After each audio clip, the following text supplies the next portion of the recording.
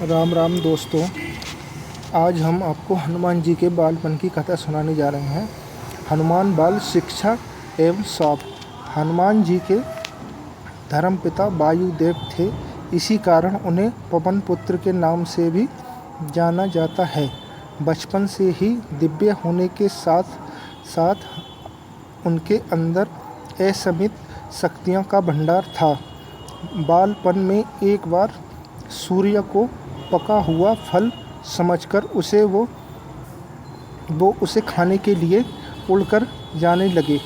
उसी समय इंद्र ने उन्हें रोकने का प्रयास में वज्र से प्रहार कर दिया। वज्र के प्रहार के कारण बालाजी हनुमान की टूडी टूट गई और वह मूर्छित होकर धरती पर गिर गए। इस घटना से कुपित होकर पवन देव ने संसार भर में वायु का प्रभाव को रोक दिया, जिसके कारण सभी प्राणियों में हाहाकार मच गया। वायुदेव को शांत करने के लिए अतः इंद्र ने अपने द्वारा किए गए वज्र के प्रभाव को वापस कर लिया। साथ ही साथ अन्य देवताओं ने बालक हनुमान को कई वरदान भी दिए। यद्यपि वज्र के प्रभाव से हनुमान जी की ठूठी पर कभी न मिटने वाला चिन्ह छोड़ दिया। तदुपरांत जब हनुमान को सूर्य के महायोगिनी होने का पता चला तो उन्होंने अपने शरीर को बड़ा करके सूर्य की कक्षा में रख दिया और सूर्य से विनती की कि वे उन्हें अपना शिष्य स्वीकार करें। मगर सूर्य ने उनका अनुरोध यह कहकर अस्वीकार कर दिया, क्योंकि वो अपने कर्म स्वरूप सदा अपने रथ के भ्रमण करते रहते हैं। अतः हनुमान प्रभावपूर्ण तरीके से शिक्षा ग्रहण नहीं कर पाएंगे। सूर्य देव की बातों से विचलित हुए बिना हनुमान जी ने अपने शरीर को और बड़ा करके अपने एक पैर को पूर्वी छोर पे और दूसरे पैर को पश्चिमी छोर पर रखकर पुण्य सूर्य देव से विनती की और अतः हनुमान की सत्य दृढ़ता से प्रसन्न होकर सूर्य ने उन्हें अपना शिष्य स्वीकार कर लिया। तदुपरांत हनुमान ने सूर्य देव के साथ निरंतर भ्रमण करके अपनी शिक्षा ग्रहण की।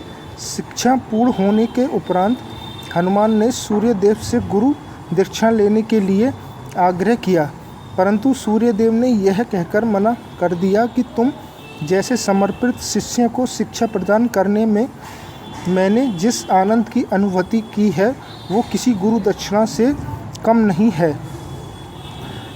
परंतु हनुमान के पुनः आग्रह करने पर सूर्य देव ने गुरु दीक्षा स्वरूप हनुमान को सुग्रीव धर्मपुत्र सूर्य की सहायता करने की आज्ञा दे दी।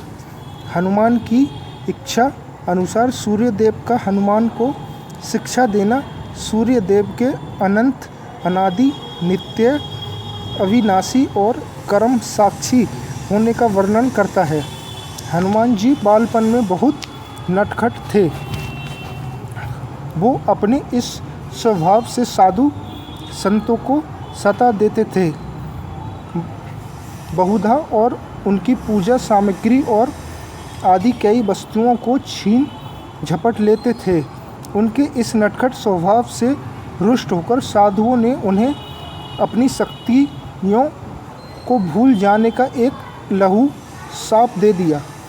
इस शाप के प्रभाव से हनुमान जी अपनी सब शक्तियों को अस्थायी रूप से भूल जाते थे और पुनः किसी अन्य के स्मरण कराने पर ही उन्हें अपनी असीमित शक्तियों का स्मरण होता था।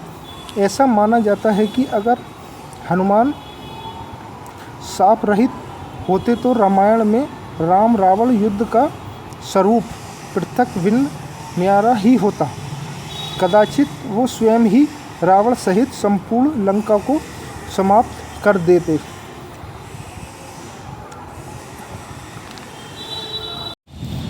दोस्तों, कोई गलती हो गई हो तो क्षमा करना और आपको ये कहानी कैसी लगी लाइक शेयर